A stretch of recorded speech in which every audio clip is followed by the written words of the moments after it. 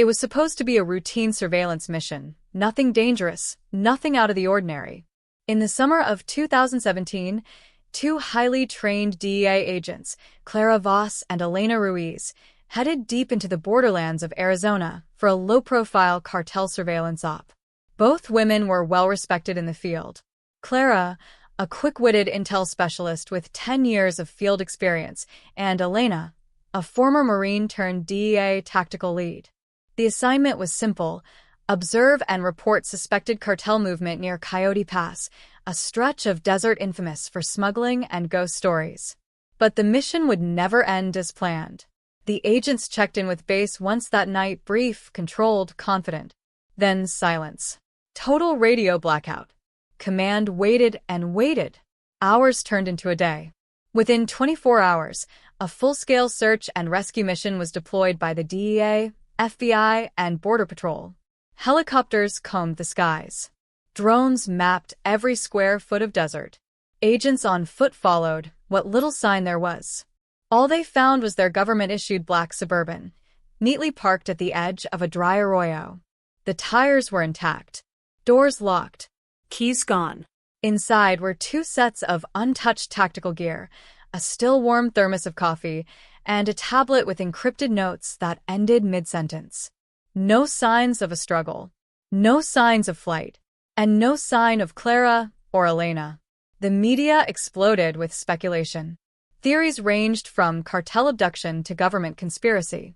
Reddit users flooded forums with grainy satellite photos and timeline breakdowns. Some believed the women had discovered a human trafficking ring. Others suspected an ambush. One chilling voice even suggested they never existed, that they were ghosts from a black ops operation too secret to be acknowledged. But the DEA maintained a tight lid on the case. All they released was a brief public statement. Agents Voss and Ruiz are considered missing in the line of duty. Investigation ongoing. Internally, whispers told a different story. One that spoke of encrypted files deleted remotely, GPS tracking systems that went haywire, and higher-ups demanding silence. Years passed. Leads dried up. Families mourned without closure. The case file collected dust, buried under hundreds of other unsolved federal cases. Then, 8 years later, an unexpected break. In the remote highlands of southern Utah, a group of private miners working for a rare earth extraction firm stumbled on something strange. While using seismic equipment to check for deep pockets of thorium, their scanners picked up an anomaly, an underground void where none should exist. Thinking it might be an uncharted cave or lava tube, they began to drill. What they found wasn't just a natural formation. Behind a thin sandstone wall, hidden from the world for possibly decades, was a cave, dry, cold, and untouched by time. Inside the cave, something glinted under the beam of a flashlight. A military-grade tactical backpack. And beside it, a DEA-issued sidearm. The markings were unmistakable. The ID tag read, Clara Voss. What else was inside the cave would horrify investigators and finally unravel one of the most bizarre disappearances in DEA history. The cave wasn't on any map. It wasn't natural either, at least not entirely. The narrow tunnel that led into it was perfectly cut, almost engineered. As the miners inched forward with their floodlights, the air turned colder, and the silence became suffocating. The walls were lined with dust, small animal bones, and something far more disturbing: old military rations, a rusted medical kit, and burned-out LED lanterns. In the far chamber of the cave, half buried beneath a pile of rocks and shattered gear, they found a tactical DEA backpack.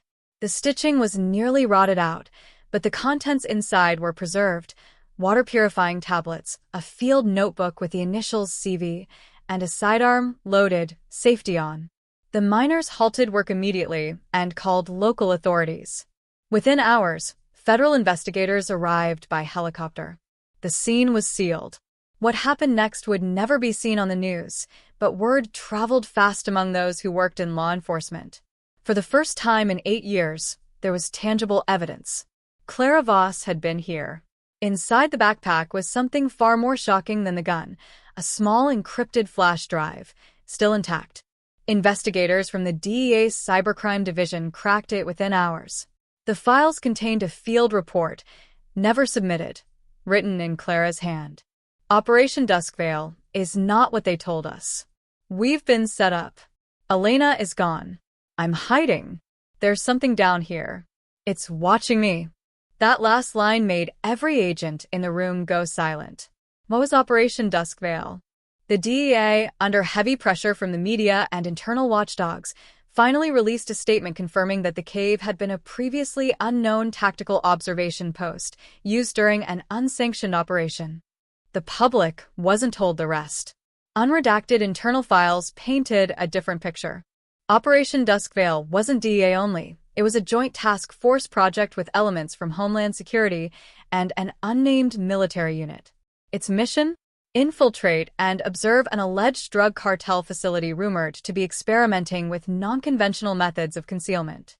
That facility was located less than 5 miles from the cave, and it had vanished from satellite maps shortly after Clara and Elena disappeared. Investigators sent a tactical team into the area surrounding the cave. They expected old smuggler tunnels, maybe cartel remains. What they found were crude underground holding rooms, empty, abandoned, but stained with signs of occupation. Scraps of military uniforms, expired MREs, shackles, partially melted by fire. Something had gone horribly wrong here. A week later, a breakthrough came. DNA found on a toothbrush inside the cave confirmed it. Clara Voss had lived in that cave for at least a few weeks after her disappearance. But Elena's DNA was nowhere to be found. So where was she? And who, or what, was watching Clara all that time? The last entry in Clara's notebook, written in shaky handwriting, offered only a cryptic clue. They told us the desert was dead. They lied. The desert remembers. The cave wasn't the end, it was just the beginning. Within days of the flash drive's decryption, the word Duskvale sparked a quiet panic within certain federal circles. The operation had been buried for years, off the books, scrubbed from official records. Only a few high-clearance agents had even heard of it. But now, with Clara's field notes exposed and her gear recovered, Duskvale could no longer stay in the dark. A special joint task force was reassembled, led by now-retired DEA agent Marcus Lee, who had overseen initial field operations in the region before abruptly resigning in 2018. He was the only one willing to talk. It wasn't just a cartel op, he said in a sealed interview. It was something else. Something bigger. According to Lee, Operation Duskvale was originally designed to intercept shipments from a suspected cartel research compound deep in the Arizona-Utah borderlands. But what they found went far beyond trafficking. They were testing something, he explained. Human endurance, psychological manipulation, possibly biochemical. Surveillance drones had picked up strange heat signatures in the region, structures buried underground, disappearing and reappearing on thermal scans. Locals reported ghost lights and even missing livestock. But the most disturbing part? Every informant sent near the site either vanished or returned mentally broken, unable to speak. The task force believed the cartel had stumbled onto an abandoned Cold War facility, one now repurposed for modern use. After the discovery of the cave and Clara's belongings, the government authorized a deep-ground LiDAR scan of the region. What they uncovered was staggering. A honeycomb of interconnected tunnels. Some natural, most not. Within one of those buried sectors, they found collapsed structures, thick, reinforced concrete bunkers beneath 50 feet of desert rock. Inside, remnants of laboratory equipment, scorched papers, steel cages, and what appeared to be burned stretchers.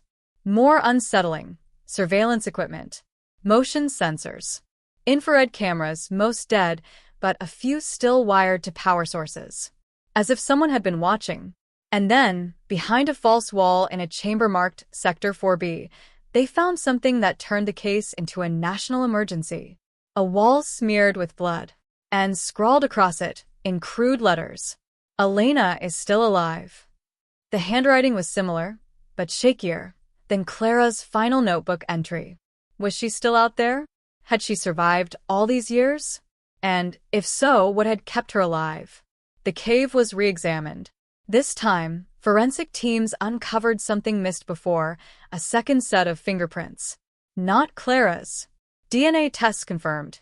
They belonged to Elena Ruiz. Recent too. Within the past year. Which meant one of two things. Either Elena had returned to that cave recently, or she'd never left. They weren't prepared for what they found in the final chamber. The discovery of Elena's blood-smeared message had mobilized a full-scale tactical response. The underground tunnels were no longer a historical curiosity. They were a crime scene, a prison, and possibly a graveyard. Or worse, a living tomb. A specialized recovery team was deployed. Not just DEA, but black badge federal agents from unknown departments. They wore gear with no insignias. Their orders were sealed. Their presence confirmed what some feared. This had never been a standard case. It was something the government didn't want anyone to see.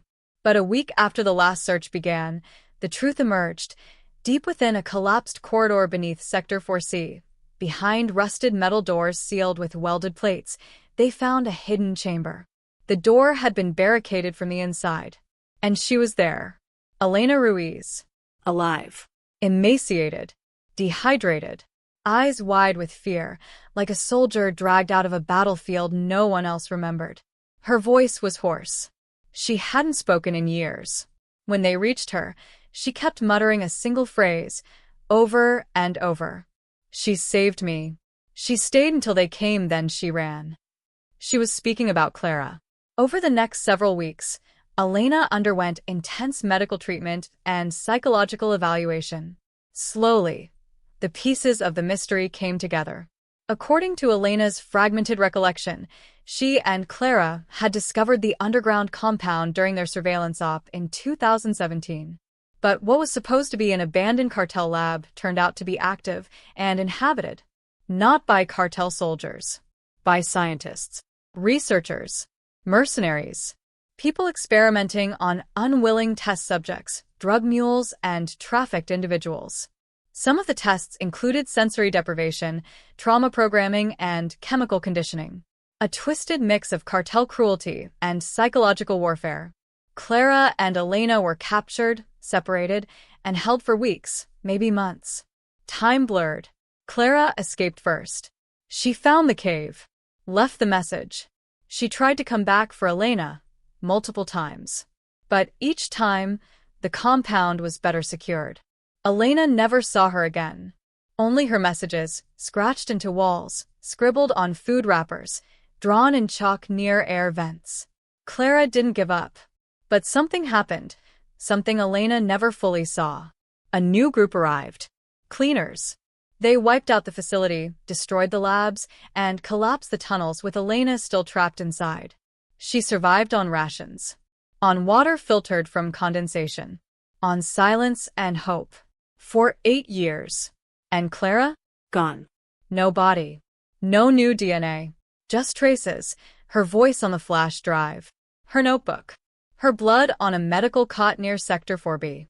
One final message carved into a cave wall beneath her initials. She's still alive.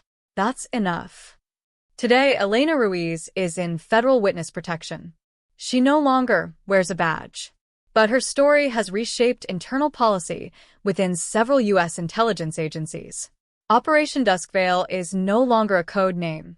It's a warning. And Clara Voss? She was never found. Some say she was taken again. Others believe she vanished into the desert willingly to erase the final traces of Duskvale. But those who knew her say one thing with certainty. Clara didn't run. She sacrificed herself to bring her partner home.